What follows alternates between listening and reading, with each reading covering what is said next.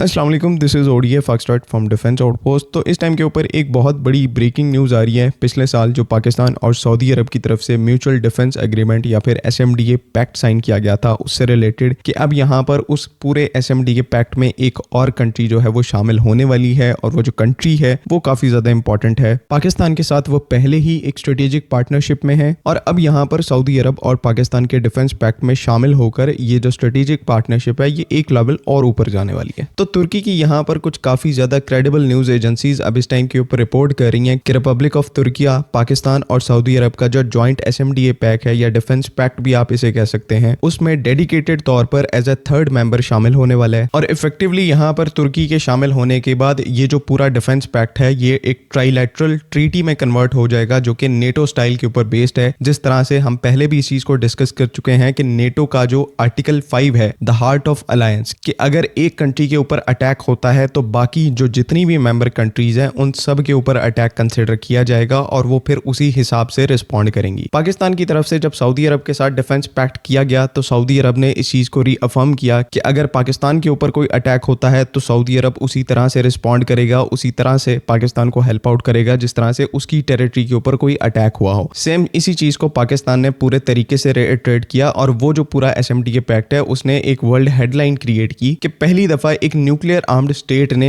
NATO के article 5 की तर्ज का एक डिफेंस एग्रीमेंट साइन किया है। एंड उस टाइम के ऊपर जब ये एग्रीमेंट साइन हुआ था उस टाइम के ऊपर भी हमने आपको इस चीज को बड़े क्लियर तरीके से मेंशन किया था, जिस लेवल का इसका ऑब्जेक्टिव है आप पूरे तरीके से एक्सपेक्ट कर सकते हैं कि और भी कंट्रीज इसमें पार्टिसिपेट करेंगी। शुरू में कतर की तरफ से कुछ सिग्नल दिए गए कि वो इस ट्रीटी में पार्टिसिपेट कर सकते हैं, लेकिन कुछ ऑब्वियस रीजंस की वजह से दोनों साइड से इस चीज के ऊपर अग्री अपॉन नहीं किया गया। इवन दो कतर की सॉवरेनिटी वायलेट हुई थी, इसी वजह से सऊदी अरब की तरफ से ये जो एसएमडीए पैक्ट है पाकिस्तान के साथ साइन किया गया ताकि ये दोनों कंट्रीज मिलकर अपनी अपनी सॉवरेनिटी को डिफेंड कर सकें। एंड अब यहाँ पर एक इसी पावरफुल क्लॉज जो कि कलेक्टिव डिफेंस का है उसको देखते हुए यहाँ पर तुर्की जैसी एक जो मेजर मिलिट्री पावर है वो भी इस डिफेंस पैक्ट में शामिल होने वाली है, जो कि इस पूरे डिफेंस पैक्ट की स्ट्रेंथ और इसका इम्पैक्ट जो है उसे बहुत ज्यादा इनहेंस करने वाली है। तुर्की का हम सबको यहाँ पर पता है कि वो किस तरह की टॉप क्लास मिलिट्री को पोजेस करते हैं, और ऊपर से वाहिद मुस्लिम कंट्री है जो कि नेटो का पार्ट है। लेकिन तुर्की के कॉन्टेक्स्ट में जो नेटो की अलायंस है वो इतनी ज्यादा कोई क्रेडिबल नहीं हो पा रही, बिकॉज नेटो को यहाँ पर मेनली क्रिएट किया गया था सोवियत यूनियन या फिर रशिया को काउंटर करने के लिए। लेकिन इस टाइम के ऊपर तुर्की की जो हॉस्टिलिटीज हैं वो रशिया के साथ इतनी ज्यादा नहीं है। इवन यहाँ पर रशिया की तरफ से उनका जो S-400 सिस्टम है वो भी इवन तुर्की को सेल किया गया था, जो कि अगेन यहाँ पर एक नेटो मेंबर स्टेट है। तो रशिया और तुर्की के जो रिलेशंस हैं वो काफी ज्यादा अच्छे हैं। लेकिन जो चीज इस टाइम के ऊपर तुर्की को थ्रेटन कर रही है वो रशिया नहीं बल्कि इजराइल है, और इजराइल के अगेंस्ट में यहाँ पर नेटो के अलायंस के ऊपर भरोसा करना, इसका आप सबको पता है कि कोई फायदा यहाँ पर नहीं है। उसके बाद यहाँ पर ग्रीस वाली सिचुएशन भी आ सकती है, तो तुर्की को यहाँ पर इस चीज का बड़े अच्छे तरीके से पता है कि वो अकेले इस हॉस्टाइल सिचुएशन के अंदर सर्वाइव नहीं कर सकते, या फिर इसको काउंटर करना उनके लिए बहुत ज्यादा मुश्किल है। सेम यही चीज यहाँ पर सऊदी अरब के साथ थी कि उनको भी पता था कि वो अकेले यहाँ पर अमेरिकन इंटरवेंशन या फिर अमेरिका या इजराइल उनकी सॉवरेनिटी को थ्रेटन करे उसको वो अकेले काउंटर नहीं कर सकते। तो उन्होंने पाकिस्तान के साथ फिर अलायंस को क्रिएट किया, एंड नाउ सेम इन चीजों को देखकर अब तुर्की भी इस अलायंस का पार्ट बनने जा रहा है। और इन सब के पीछे जो सबसे बड़ा ऑब्जेक्टिव है वो है कलेक्टिव डिटरेंस, कि आप एक ऐसा पावरफुल गठजोड़ या फिर ऐसी पावरफुल अलायंस क्रिएट करें कि कोई भी एनिमी कंट्री, चाहे वो इजराइल ही क्यों ना हो, वो किसी भी मेंबर स्टेट जो कि इस एसएमडीए पैक्ट का पार्ट हो उसकी सॉवरेनिटी को वायलेट करने की कोशिश ना करे, एंड ऐसा कुछ करने से इन एनिमीज को डिटर किया जा सके। सेम एज इट इज, क्योंकि पाकिस्तान इस पूरे एसएमडीए पैक्ट का मेंबर है तो इंडिया पाकिस्तान के ऊपर अग्रेशन करने की कोशिश करता है, तो सऊदी अरब भी पाकिस्तान को पूरे तरीके से सपोर्ट करेगा। और तुर्की के बारे में तो ये चीज कंफर्म है कि वो पहले भी सपोर्ट करते रहे हैं, वो अब भी हमें पूरे तरीके से सपोर्ट करेंगे। एंड इससे भी ज्यादा अब इंपॉर्टेंट पार्ट ये है कि इस एसएमडीए पैक्ट के थ्रू ना सिर्फ ये कंट्रीज एक दूसरे को डिफेंड करेंगी बल्कि एक दूसरे के साथ जो कोऑपरेशन है उसको बहुत ज्यादा इंक्रीज किया जाएगा। मिसाल के तौर पर आप पाकिस्तान और तुर्की की टेक्नोलॉजी, डिफेंस डोमेन के अंदर टेक्नोलॉजी को ले लें, और साथ ही साथ सऊदी अरब की एक स्ट्रॉन्ग इकोनॉमी को ले लें। तो अब इन चीजों को आप एक साथ मिलाएंगे तो आप यहाँ पर सोच कर देखें कि डिफेंस की डोमेन में ये तीन कंट्रीज जो है वो क्या कुछ अचीव नहीं कर सकती। तुर्की की डिफेंस इंडस्ट्री का सबको पता है कि वो किस लेवल के ऊपर आज खड़ी है। पाकिस्तान की जो डिफेंस इंडस्ट्री है वो इस टाइम के ऊपर बहुत तेजी से ग्रो कर रही है। तो ऐसे में इन दो कंट्रीज को अगर सऊदी अरब जैसा रिलायबल पार्टनर मिल जाता है तो ऐसे बहुत सारे नेक्स्ट जनरेशन प्रोजेक्ट्स हैं जो कि ये तीन कंट्रीज मिलकर कंप्लीट कर सकते, अपने फाइटर